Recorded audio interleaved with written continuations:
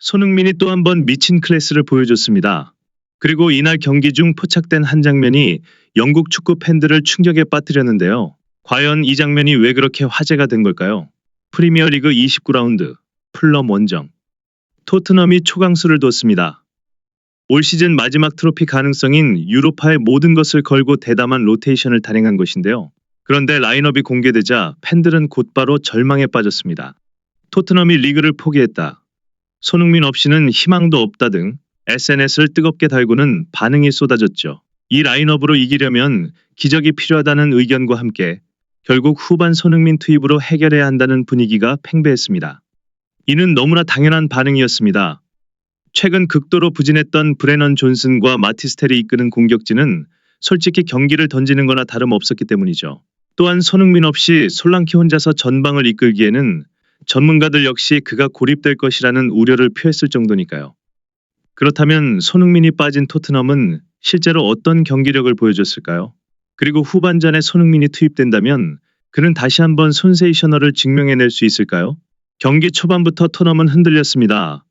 그리고 그 중심에는 손흥민을 대신해 왼쪽 윙어로 출전한 마티스텔이 있었습니다. 그는 어이없는 패스 미스로 뒷공간을 열어줬고 정확하지 않은 크로스로 결정적인 기회를 날려버렸습니다. 하지만 문제는 그뿐만이 아니었습니다. 오른쪽의 존슨 역시 마찬가지. 답답한 움직임과 부정확한 패스로 공격의 흐름이 끊겼고 결국 전문가들의 우려대로 솔랑키는 전방에 완전히 고립. 토트넘의 공격은 힘을 잃고 전반전 유효 슈팅 0점유율도 6대4로 밀렸습니다. 하지만 손흥민이 있었을 때 토트넘의 경기력은 완전히 달랐습니다. 그 차이는 전방 압박부터 시작됐죠. 포스텍 감독의 전술에서 전방 압박은 팀 전체가 유기적으로 움직여야 효과적인데 이날 마티스텔은 거의 뛰지 않았습니다. 압박도 없었고 수비 전환도 느렸죠. 마치 병장 축구를 보는 듯한 답답한 모습.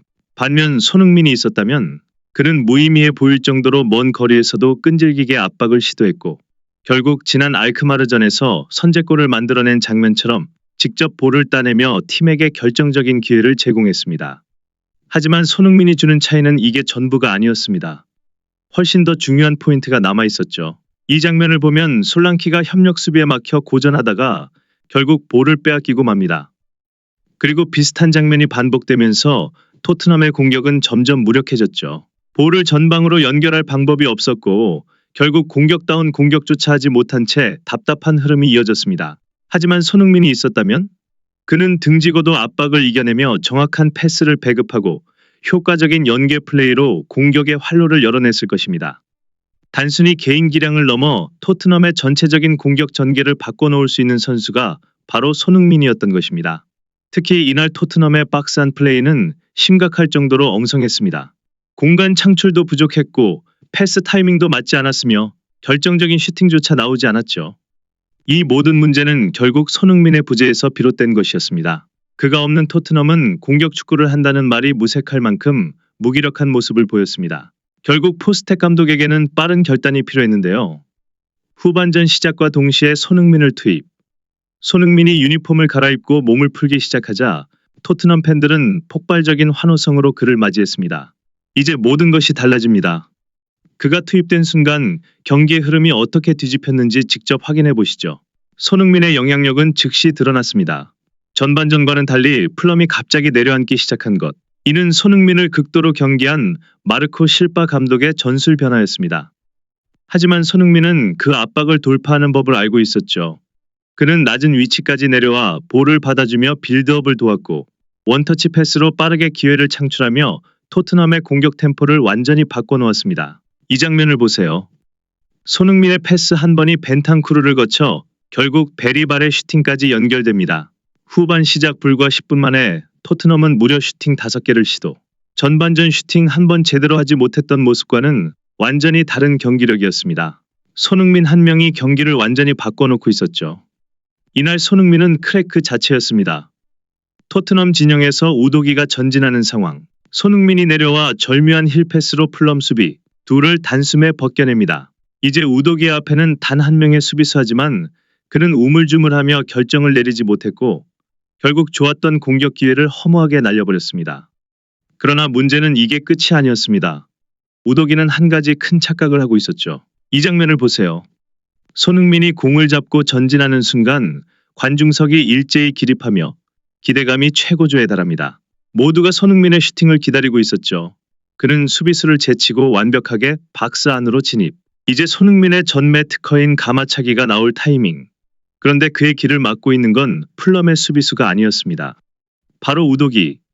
그는 하프 스페이스를 침범하며 손흥민의 슈팅 공간을 차단했고 결국 결정적인 기회를 같은 팀 동료에게 방해받는 어처구니 없는 상황이 나오고 말았습니다. 이 장면을 본 팬들은 탄식을 쏟아냈고 동료들마저도 당혹감을 감추지 못했죠. 이 장면과 관련해 축구 전문가들은 한 가지 문제를 지적했습니다. 감독이 동선을 명확히 정해주지 않으니 이런 문제가 발생한다는 것이었죠.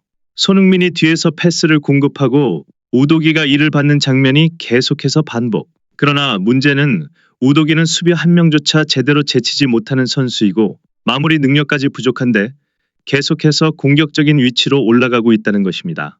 그리고 이 장면, 축구 전문가들은 토트넘이 얼마나 답답한 팀인지 적나라하게 보여주는 장면이라고 평가했습니다.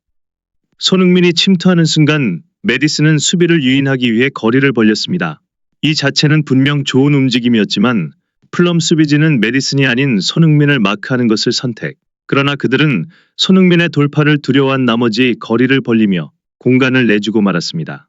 이 위치에서 손흥민이 슈팅을 했다면 기대 득점값 0.3 이상의 절호의 기회. 하지만 우도기가 길을 차단하며 기회는 허무하게 날아가고 말았습니다. 결국 수비 하나 제대로 유인하지 못하는 메디슨과 아예 동료의 슈팅 경로까지 차단해버리는 우도기까지. 이날 손흥민은 동료들의 지원은커녕 오히려 방해만 받았던 것입니다. 그럼에도 손흥민은 단 45분이라는 짧은 시간 동안 커다란 변화를 만들었는데요. 분명 전반전 유효 슈팅령에 그쳤던 토트넘인데 후반전 슈팅 11개까지 기록하며 공격력을 되살려냈죠. 그런데 손흥민이 만들어낸 변화는 단순히 슈팅 숫자뿐만이 아니었습니다. 그가 투입된 후 공격 서드 점유율은 40%에서 58%로 올라갔는데 이는 토트넘이 더 높은 위치에서 플레이했음을 보여주는 수치였습니다. 또한 박스안 터치 횟수 역시 전반전 4회에서 후반 21회로 올라갔죠. 그리고 손흥민은 결정적 기회 창출 역시 3회에 달하며 단순한 존재감을 넘어 경기 전체를 지배했습니다. 비록 우도기의 방해와 무전술 속에서 팀은 패배하고 말았지만 손흥민의 영향력만큼은 또다시 압도적이라는 것이 증명되었습니다. 앞으로도 손흥민 선수의 활약을 계속 지켜보고 싶다면 구독과 좋아요 잊지 마세요.